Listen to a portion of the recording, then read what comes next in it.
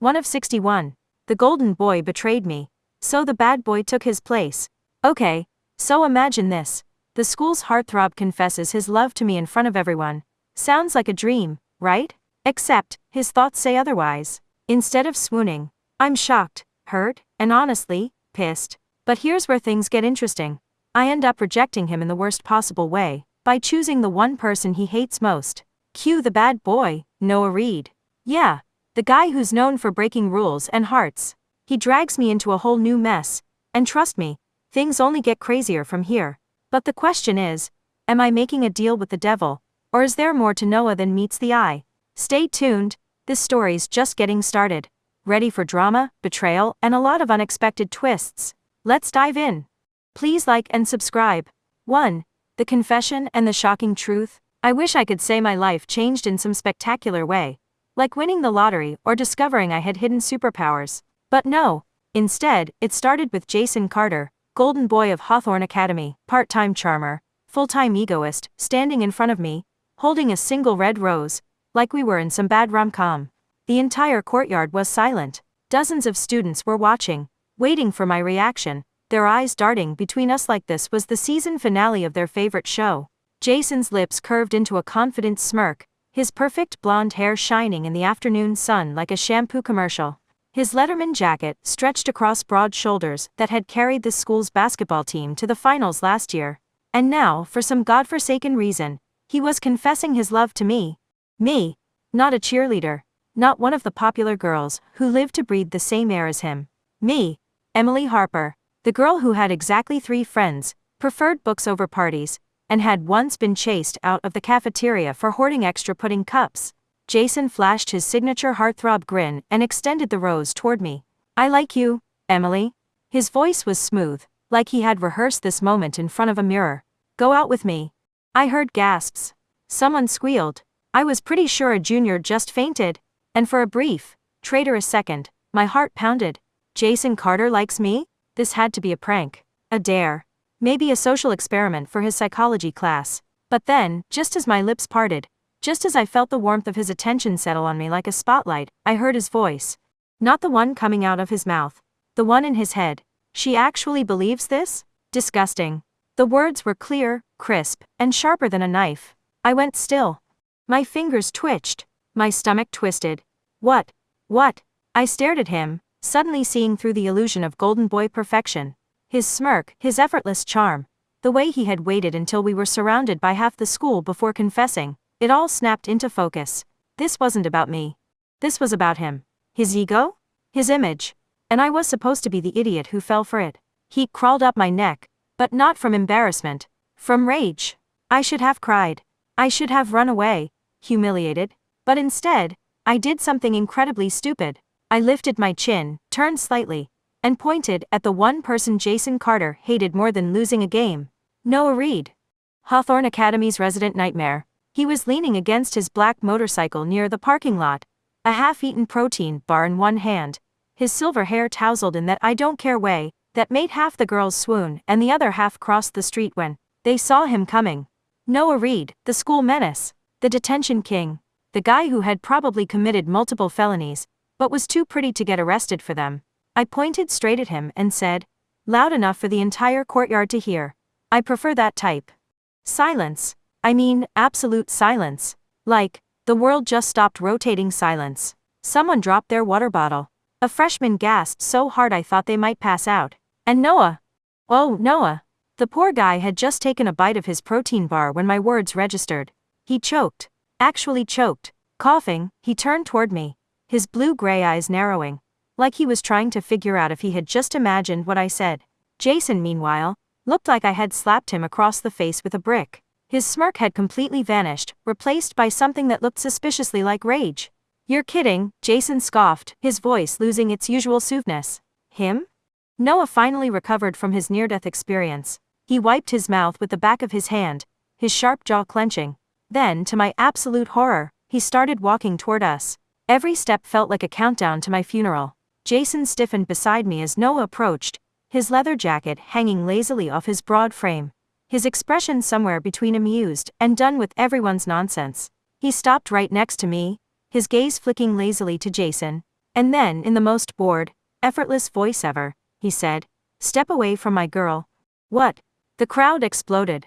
People started whispering. Girls gasped. Someone said, "No freaking way." Jason's mouth fell open. I too was experiencing a small mental breakdown. Before I could say anything, before I could correct this absolutely insane misunderstanding, Noah threw his arm over my shoulder and yanked me into his side. My brain short-circuited. Jason's face went red. "Since when? Since now?" Noah interrupted, his voice calm, lazy, like he had already decided we were together and was just waiting for the rest of us to catch up.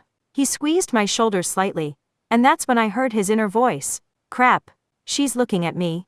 Abort mission. Too late.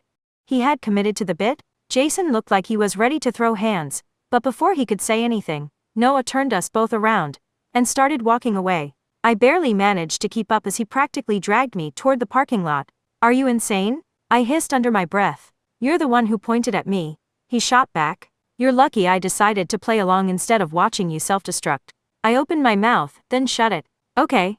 Fair." We walked in silence for a few seconds before Noah muttered, "You owe me?" I scowled. "Owe you for what?" "For saving you from whatever train wreck was about to happen back there." I huffed. "I had it under control." He scoffed, opening the door to his bike's compartment and tossing his protein bar inside. "Sure, princess. And I'm the Pope." I exhaled sharply, rubbing my temples. What had I just done? And more importantly, how was I supposed to undo it? 2. A new unwanted arrangement the next morning. I walked into school with one goal: to pretend yesterday never happened. Unfortunately, my classmates had other plans. The moment I stepped into the hallway, whispers exploded like fireworks. "Did you hear?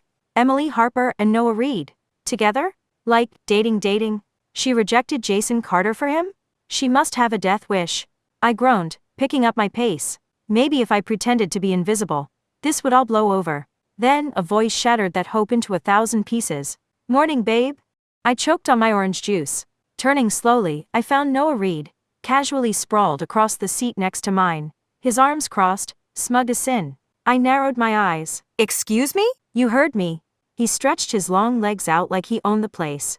"Since I saved you from that clown yesterday, you owe me." I blinked. "Owe you what, exactly?" He smirked. "Oh, you know. Homework. Walk me to class. Show up at my basketball games. Basic girlfriend duties." I laughed. Right in his face. Then I stopped. Because he wasn't laughing. "Wait, you're serious?" I asked, my stomach sinking. "Dead serious." He stole a fry off my tray and popped it into his mouth. "You dug this grave, babe. Now lie in it." I folded my arms. "No." He arched a brow. No. "Okay," he said, standing. "Have it your way." For a second, I thought I'd won. Then, Noah Reed waged war. First, he stole my notes before a major test. The entire notebook. The one I had spent weeks perfecting. "You wouldn't dare," I whispered, eyes wide. "Already did," he said, twirling my pen between his fingers. "Better start begging." I refused. So he escalated. He stole my lunch seat, forcing me to sit with him instead. Every day. Without fail. He showed up uninvited to my classes, sitting in the empty desk next to mine with a lazy grin. He even started waiting outside my house, leaning against the gate, like a smug demon, scaring the life out of my poor neighbor. "You're insane," I hissed one evening, after finding him eating my sandwich from my own lunchbox. "No," he said, taking another bite. "I'm just persistent. And the worst part? He was winning. Like some relentless force of chaos that refused to be ignored. But as if my life wasn't already spiraling, things took a turn for the worse. Because out of nowhere, my estranged father, the wealthy, emotionally bankrupt businessman who had never so much as sent me a birthday card, finally reached out. Not because he missed me, not because he suddenly cared, but because my stepsister, Vanessa Sterling, needed a kidney transplant. Vanessa, the school's golden girl, the princess of Hawthorne Academy, sweet and beloved by everyone, except me. I never trusted Vanessa, and now I could hear her thoughts. How dare she reject Jason? Jake was supposed to manipulate her into donating, not actually fall for her. My stomach dropped. Jake, my father's right-hand man, had been manipulating me? Before I could process that particular bombshell, Vanessa's next thought sent a chill down my spine. If she just disappeared, everything would go back to normal. I froze. For the first time, I saw it clearly. The real Vanessa Sterling. Not the perfect, smiling stepsister. But the monster behind the mask, and she wanted me gone. 3. The power shift and Vanessa's schemes. The next few weeks were hell. Jason wouldn't stop cornering me, convinced I still wanted him. Vanessa ramped up her bullying, sending me to buy popsicles in the scorching heat, only to laugh when they melted. And just when I was ready to snap, Noah always beat me to it. The first time, Vanessa and her minions cackled as I stood there, sticky and furious, the popsicles dripping all over my hands. Before I could retaliate, a shadow loomed behind me. Noah. He stepped forward, calm as ever, plucked one of the melted popsicles from my hand, and shoved it into Vanessa's palm. "Eat it," he said. Vanessa's jaw dropped. "Excuse me? You heard me, princess." His smirk was sharp, dangerous. "Eat it. You wanted them so bad, right?" Her minions froze. Someone gasped. Then Noah grabbed another melted popsicle, and shoved it into Jason's hands. Jason flinched. "Dude, what the?" "Eat," Noah said, voice lazy but commanding. "Or do you just like wasting her time?" For once, Jason shut up. And that's how I ended up watching the most ridiculous scene of my life. Vanessa Sterling and her minions eating melted popsicles, while Noah looked bored out of his mind. Revenge had never been so sweet. But Vanessa wasn't done. Whoa, no. She retaliated fast, exposing me on the school forum. Her post was brutal. Emily Harper, illegitimate daughter, liar, two-timer. She thought she had one. What she didn't know, Noah Reed was already 3 steps ahead. 4. The ultimate betrayal and a brutal revelation. There were a lot of things I expected when I got home that night. Maybe a lecture, maybe another guilt trip. What I didn't expect? My father, standing in his grand office, sipping whiskey like this was just another business meeting. He barely glanced up as I entered. "You've caused quite the mess." I folded my arms. "Funny. I was just thinking the same thing about you." He sighed, setting his glass down with an air of exhausted patience. "Vanessa has been through enough. You need to take responsibility and stop all this nonsense." Stop all this nonsense? Like his daughter being publicly humiliated was just a minor inconvenience. Like I was some temporary problem that could be swept away if I caused too much trouble. Then he said the words that broke something inside me. "Prepare for a transfer. Vanessa shouldn't have to deal with this." I stared at him. And then, I snapped. "Let me get this straight," I said, my voice eerily calm. "She publicly humiliates me, tries to turn the entire school against me, and your solution is to get rid of me." My father exhaled like I was annoying him. "Emily." "No," I cut in, stepping closer. "Say it. Say what you really mean." Silence. And I finally saw it. The truth. He had never wanted me here. I had been an inconvenience since the moment I was born. I could feel Vanessa's eyes on me, watching, waiting. She looked smug like she had finally won. But I wasn't done yet. I turned to her, my blood running cold. "You need a kidney, right?" Her smirk widened, fake concern dripping from her voice. "Emily, I know we've had our differences, but I won't be donating." The words left my mouth, sharp as a knife. Vanessa's face drained of color. My father tensed. "Emily, be reasonable." "No." I held my ground. Whether Vanessa lives or dies is none of my concern. For the first time, Vanessa looked terrified. Because her entire life, her perfect world, relied on me playing along. And I was done playing. Before anyone could react, the door slammed open. Noah stormed in like a one-man hurricane, his silver hair messy, his jaw tight with fury. He ignored my father completely. Ignored Vanessa. Instead, he grabbed my hand and pulled me to his side. "She's coming with me." Vanessa gasped. "You can't just." "I can." His voice was low, dangerous. "And I am." For the first time in his entire life, my father looked thrown. Not because he cared about me, but because he recognized who Noah was. The Reeds were rich, powerful, untouchable, and my father only cared about power. Noah leaned in close, his breath tickling my ear as he whispered, "I don't play fair. Remember that." And just like that, I was Noah's problem now. 5. Vanessa's downfall and Jason's regrets. I expected Vanessa to come back with a vengeance. Instead, she self-destructed, because the school forum post, her master plan to ruin me, backfired. Spectacularly. She thought she was untouchable, that nobody would figure it out. But someone, a hacker, a snitch, or karma itself, exposed her as the anonymous poster. And just like that, the school turned on her. Vanessa wrote it? She called Emily an illegitimate child when she's the one who. Oh my God, she's such a fake. The whispers became louder, then the final twist dropped. Vanessa had spent her entire life acting like she was the rightful daughter, the true heir to the sterling name, but the truth? Vanessa was the real illegitimate child. Her mother had been the mistress, and I was the rightful heiress all along. Vanessa collapsed dramatically in the middle of the hallway, clutching her pearls like a tragic heroine. Nobody cared. I walked past her without stopping. Meanwhile, Jason finally had his epiphany. After weeks of delusion, he finally admitted that he had actually liked me all along. And of course, he tried to get me back. Emily, I turned to him and smirked. You actually believe that? Jason's expression froze. I leaned in, dropping my voice to a whisper. Disgusting. And with that, I walked away. 6. A love triangle and the final decision. If you had told me 2 months ago that Noah Reed, the resident bad boy, chaos enthusiast, and basketball team's #1 headache, would get jealous over me, I would have laughed. Hard. But here we were. And Noah? Yeah. Not laughing. It started subtly. Well, subtle for him. Whenever Jason so much as breathed in my direction, Noah would magically appear out of nowhere, throwing an arm around my shoulder, and staring Jason down like he was about to commit a crime. If I so much as greeted another guy in the hallway, Noah would casually slide between us like a human shield, pop open a bag of chips, and say something ridiculous like, "We don't talk to peasants, Amelia." At first, I thought he was just messing with me. But then, one evening, as I was about to head home, Noah blocked my path. Literally, his arms were crossed, his brows were furrowed, and his jaw was set like he was preparing for war. "You're mine, Amelia." I blinked. Got it? Hold on. Was Noah actually being serious?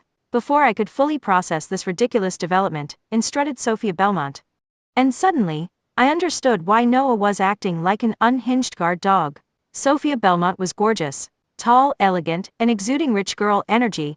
She flipped her hair like she was the main character in a shampoo commercial. She took one look at me, a full body scan, like I was a cockroach that had just won the lottery, before smiling sweetly. "Whoa, well, you must be the phase," she said. I frowned. "The what?" Sophia turned to Noah, tilting her head. "Didn't think I'd come back, did you?" Noah sighed heavily, like this was the most boring conversation of his life. He casually pulled out an apple, took a bite, and said, "Didn't think about you at all, actually." I choked. Sophia froze. "Noah," she said, voice sharp, "don't be rude." "I'm not." He turned to me, completely ignoring her. "Here." And then, like Sophia wasn't even standing there, he handed me a sandwich and a juice box. I stared at him. Sophia stared at him. The entire hallway stared at him. "Noah," I said slowly, "is this breakfast?" "Yeah," he said, like it was obvious. "Eat." I held the sandwich in my hands, feeling weird. Not bad weird. Just weird. Like this was normal. Like he had done this before. Like, he had always been looking out for me. Sophia's laugh broke my thoughts. "Whoa, Amelia," she cooed. "Do you really think this means something?" Noah and I hesitated. She was beautiful. Sophisticated. The kind of girl Noah should be with. "What?" Noah asked, eyeing me. I swallowed. "She said you were hers?" Noah took one sip of his drink. And choked. Full on, coughing, glaring, regretting all his life choices choked. He turned his glare on Sophia like she was personally responsible for his suffering. "I don't even know her." Sophia gasped. "Noah." I tried very hard not to laugh. I failed. 7. The sweetest victory and a confession with Vanessa exposed, and my ties to my toxic family cut. I was finally free. No more fake apologies. No more whispered insults. No more being someone's convenient scapegoat. And for the first time in a long time, I could just breathe. But something still nagged at me. Something I couldn't quite place. Until one night, as I was walking home, it hit me. Noah. Noah had always been there. From the very beginning. Even before the fake dating mess. Before Jason. Before Vanessa's schemes. He had always been there. And then, like a puzzle clicking into place, I remembered. That first day I moved here. I had gotten lost trying to find my new house. It was late. A stray dog had chased me 3 blocks, barking like it wanted me dead. I had been terrified. And then out of nowhere, some random guy had stepped in, scaring the dog away. I had barely seen his face. Just a tall figure, silver hair catching the moonlight, hands stuffed in his pockets like he did this every day. I had thanked him breathlessly. He had only smirked, muttered something under his breath, and walked away. I never saw him again. Or so I thought. I turned to Noah, staring at him like I was seeing him for the first time. You, I breathed. It was you. He raised an eyebrow. What was me? The dog. My heart pounded. The night I moved here? You scared it off. Noah froze. For 1 second, just one, he looked genuinely caught off guard. Then, like he couldn't help himself, he smirked. Whoa, he said lazily. You finally noticed? I just stared at him. Because all this time, I had been chasing the wrong people. Jason. My father. Even Vanessa in some twisted way. But Noah? Noah had been waiting for me to see him. I took a step closer. Why didn't you ever tell me? Noah shrugged. But there was something soft in his expression. You were busy running. I swallowed. And then in the quiet, in the soft glow of the streetlights, he leaned down. His voice was a lazy drawl, but there was something real underneath it. You know, he murmured. You're kinda catching me, Amelia. And this time? I didn't run. Story ends? If you could hear one person's inner thoughts for a day, who would it be and why? Drop your answers below.